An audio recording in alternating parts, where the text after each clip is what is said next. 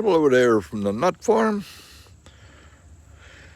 We picked up a few more projects here to putz around with.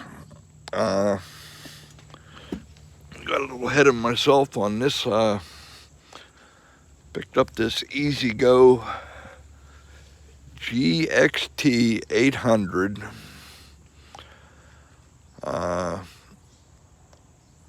guess it's called a utility cart or truck. When I got it, it would turn over but wouldn't start. Seemed like it was cranking the engine while you were, or cranking the transmission while you were trying to start it in forward or reverse. Got to looking at it and determined that the drive clutch was not disengaging completely. So we took a look at that. I threw some videos in. The drive clutch was probably sticking about an inch in, so the belt wasn't disengaging.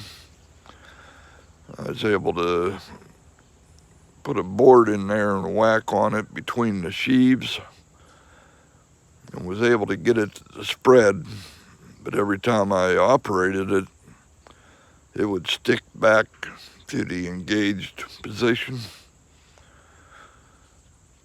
I didn't look up some videos on the YouTube for that. It's called a CVT clutch. It opens and closes with centrifugal force on the clutch. The ones I saw, guys had to pull the clutch off of the motor to work on it. I got to looking at it, and there was a front plate. This is the bell that goes over the centrifugal part of the clutch. This triangular piece inside sits on the outside of this bell. This spring pushes the sheave in and out when the clutch slides in and out like that. I found, I don't know if you can see down in there, grab my light.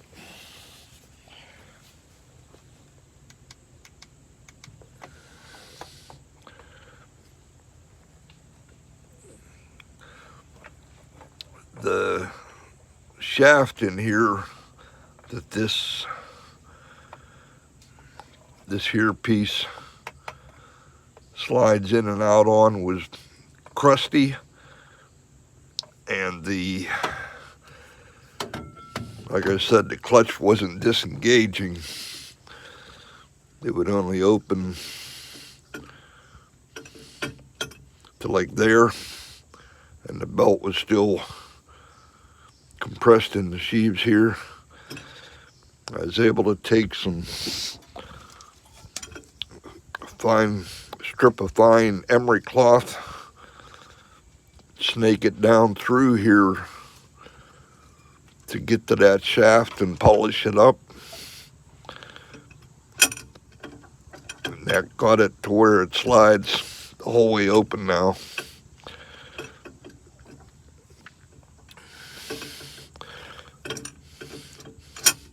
So it slides the whole way back and forth now. You can kind of see the ring right here to where it was sticking on the shaft, right there. So I got it to move that much further to allow the belt to disengage, and you can idle the engine, and you can start it without it being engaged.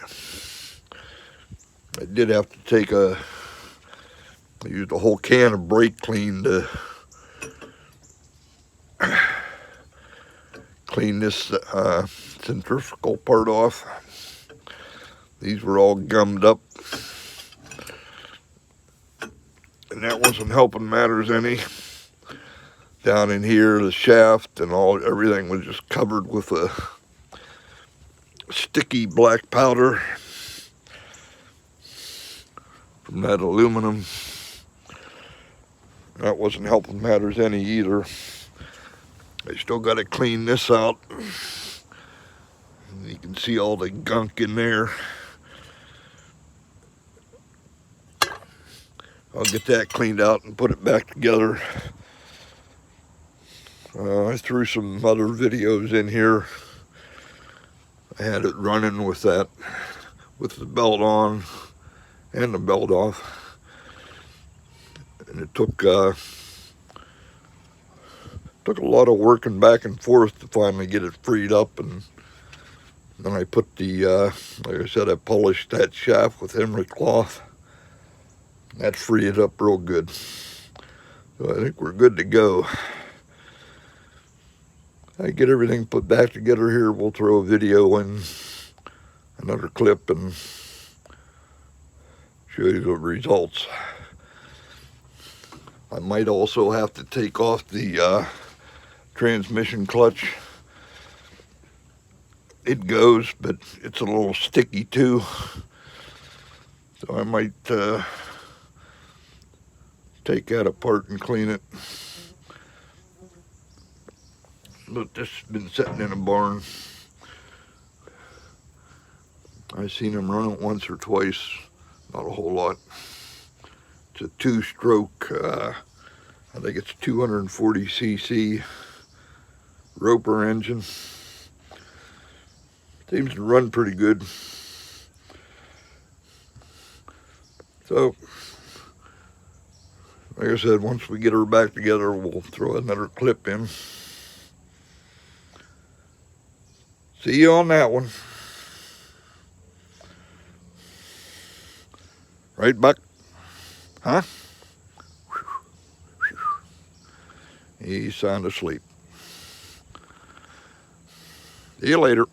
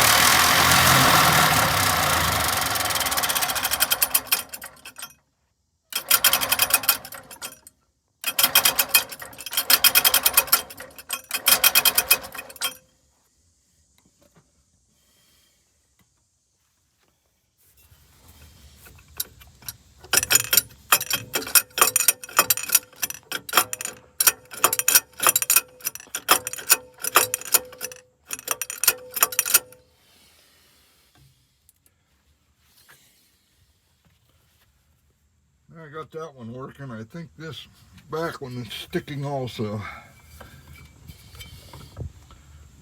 for the transmission drive. Okay, I got that bell for the clutch all cleaned up, cleaned the plates, cleaned the spring. Already had the centrifugal device all cleaned up. Put a light, very thin light coat oil on the inside on the centrifugal and the mechanical stuff in there. That spring, that tension spring in there that pushes the shiv back out, I gave that a little bit of a stretch. Maybe added a ½ inch to the height just to give it a little more oomph. When you let off the gas, push this shiv out. Let me show you.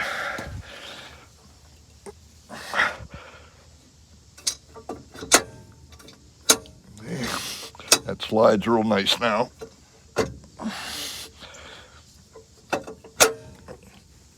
And you can see down here it's coming the whole way out to the end of the shaft like it's supposed to. I got to get the what I do is the bolt to hold the stuff in place. Got it here somewhere. Okay, that's the bolt that goes through the center of the hub and into the crankshaft. Holds this whole drive clutch in place.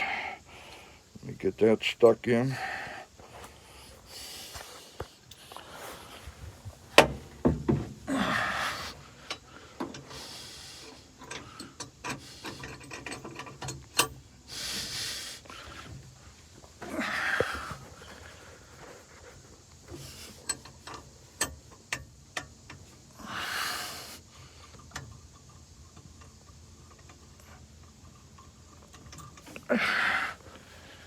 And that's a 5/8.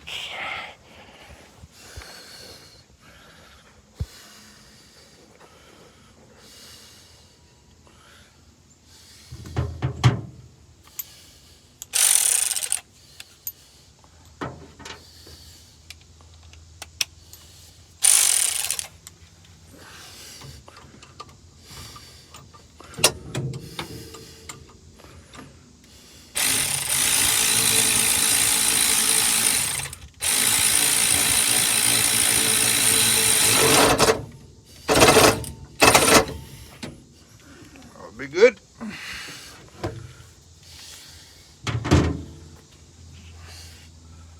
A little fire and see how she does.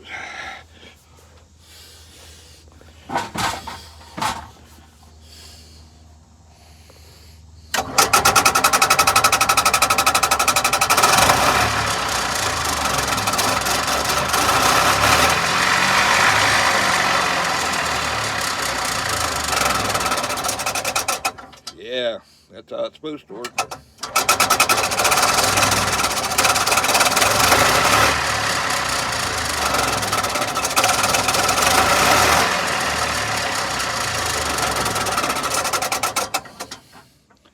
He's good. Oh, I'm sorry, Buck. Did I wake you up? Say, what's all that noise? I'm sitting here sleeping and you were waking me up. I'm sorry. Come here. Come on. Old sleepyhead. You're an old sleepyhead. Okay, welcome back to Nut Farm. Gonna finish up putting the EZGO back together.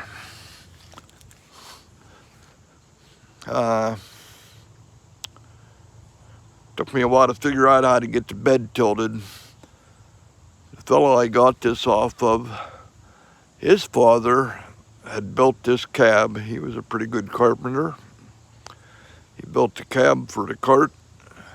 It's all wood. I was getting a little perplexed figuring out how to, I seen there was hinges on the back of the cart hooked to the frame, so I knew it was going to tilt, but I couldn't figure out how. And I got to looking. And right here on the front of the frame, there's bolts that go through.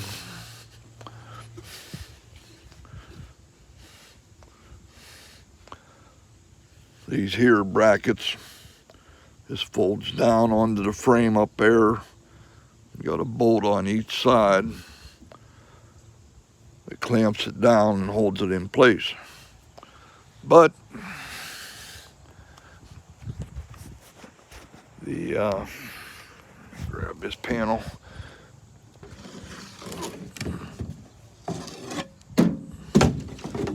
He had this here panel bolted up in here.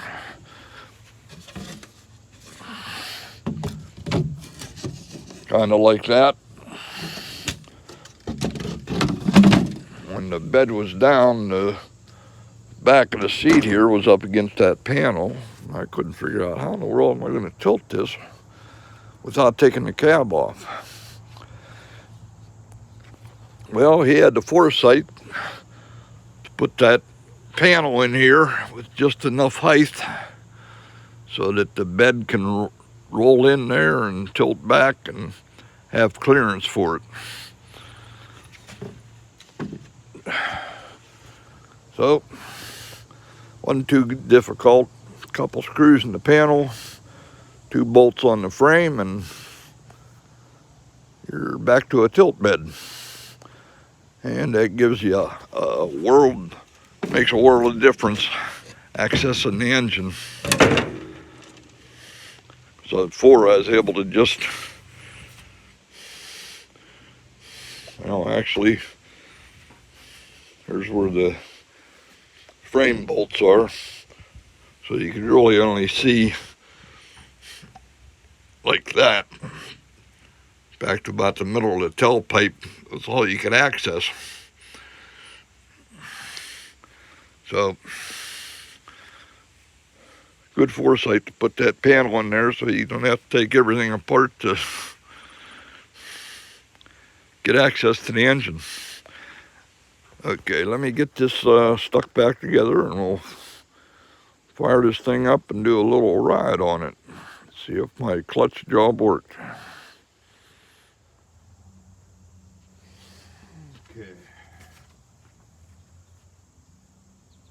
Junk cleaned up.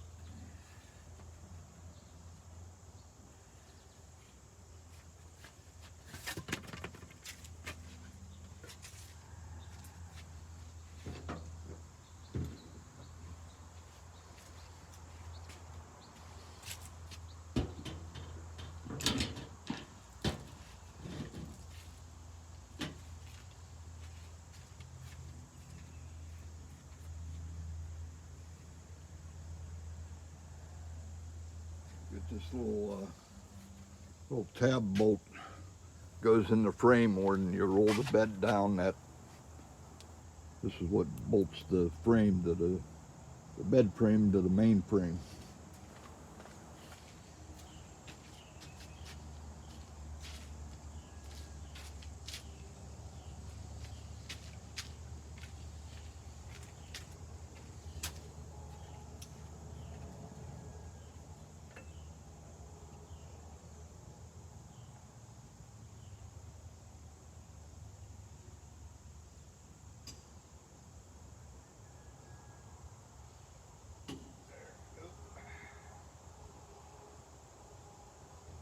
Back in. You should be able to put the belt back on.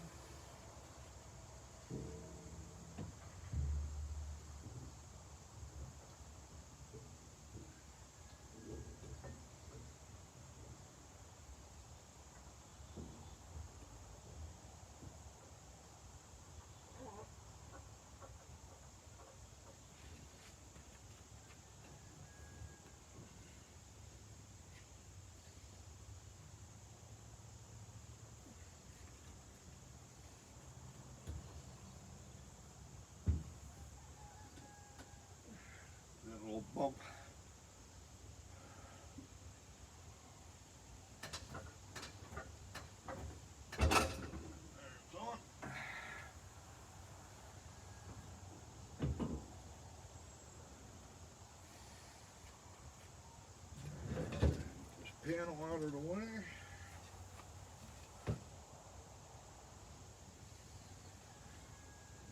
Take the jack out.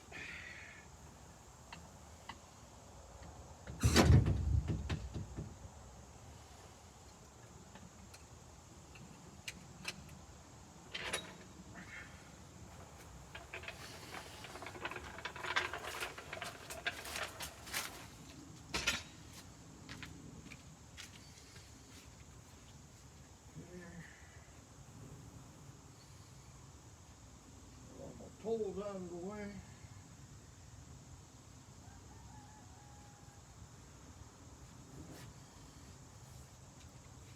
Roll the bed up. This clears perfect panel. Drop this down.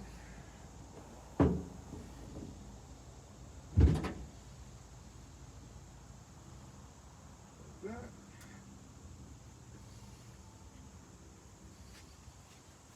Do with my screws.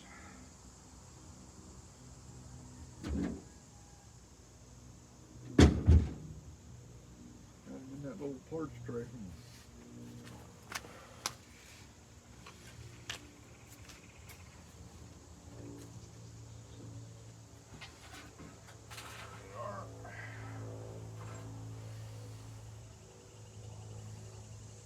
Half inch.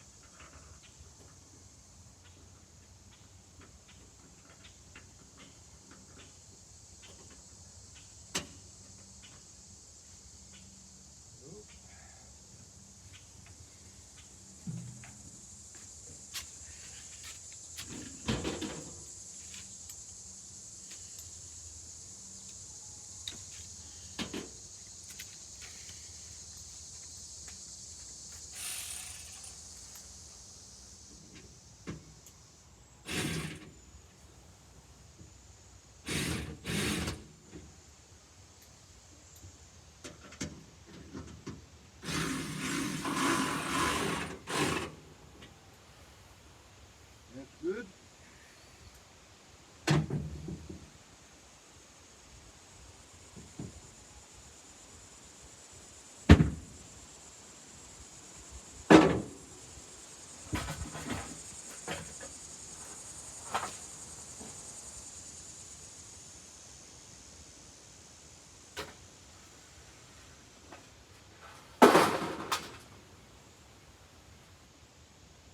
Okay.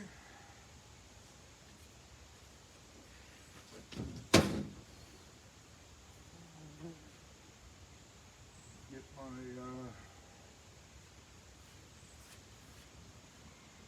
forks out from underneath it, and we should be able to go.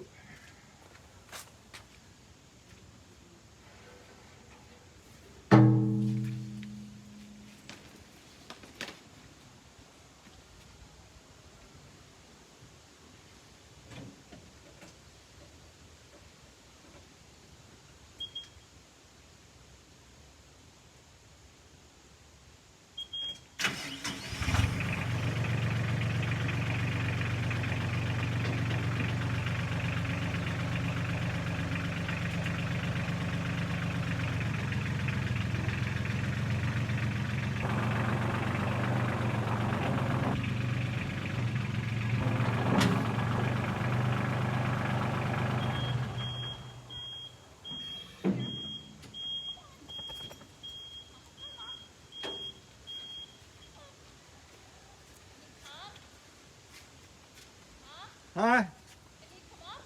Yeah. I gotta get stuff ready before we go. Come on, Buck. Here, Buck. Did you feed him? No. Did you eat? No.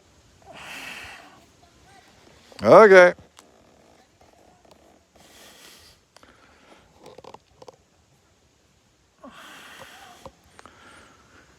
to go? Okay. Let's Come on, take a Nate. cruise. It's up here.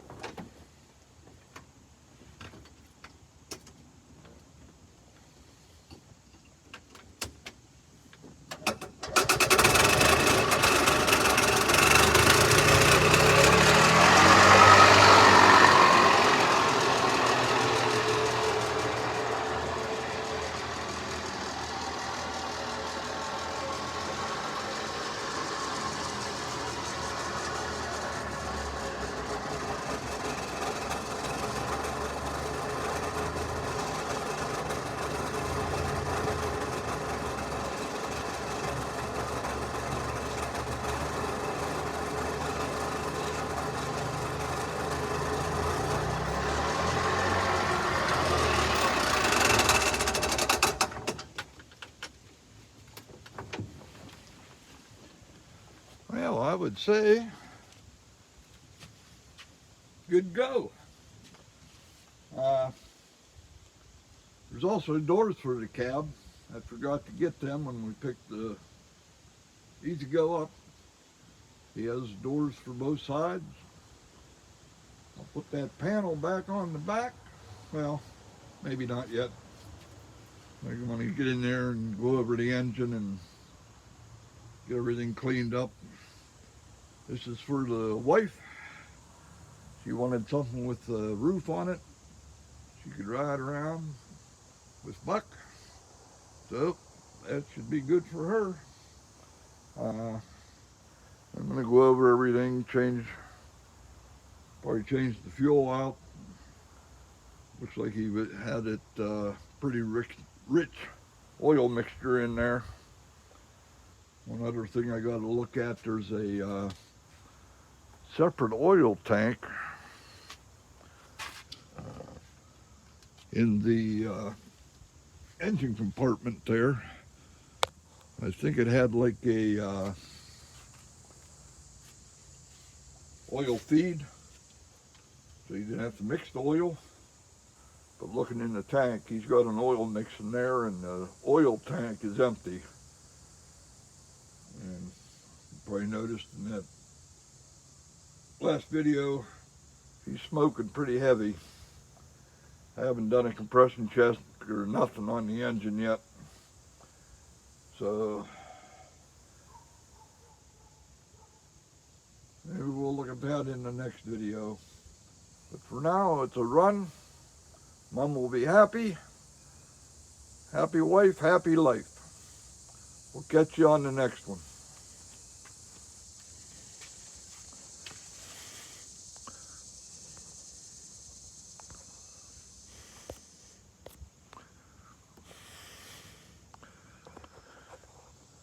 Okay, before we finish up here, I snuck in a little fishing trip on the weekend here. I'll stick that on the end. It's pretty quick, time lapse. We got all of our limits, and I think it was 3 hours on the walleye. Good trip, nice day, had a good time. See you on the next one.